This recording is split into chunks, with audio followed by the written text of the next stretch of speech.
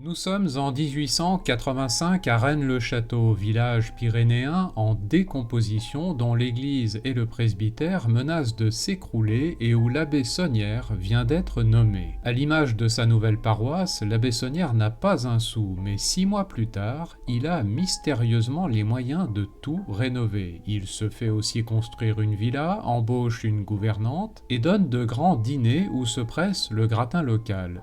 D'où lui vient tout cet argent?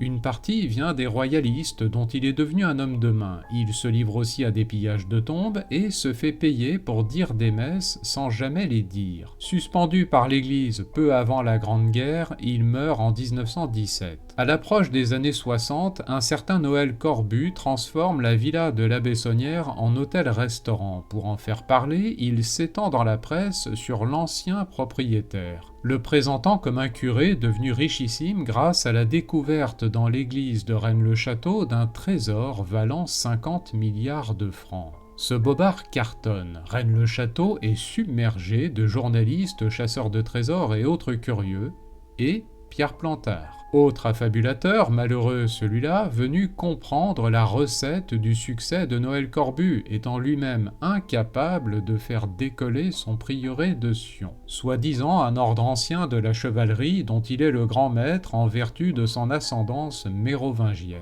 La raison de son échec lui saute aux yeux. Le prieuré de Sion n'a pas d'ancrage avec la réalité, contrairement au trésor imaginé par Noël Corbu, ayant pour assise le train de vie surdimensionné de l'abbé Sonnière. Pierre Plantard crée donc de faux documents authentifiant son histoire et les dépose de manière anonyme à la Bibliothèque nationale. Il publie ensuite une prétendue biographie de l'abbé Sonnière, autant parasité Corbu, menant tout droit au prieuré de Sion, biographie suggérant un secret de la chrétienté pour pimenter un peu les choses, l'union de Jésus et Marie-Madeleine.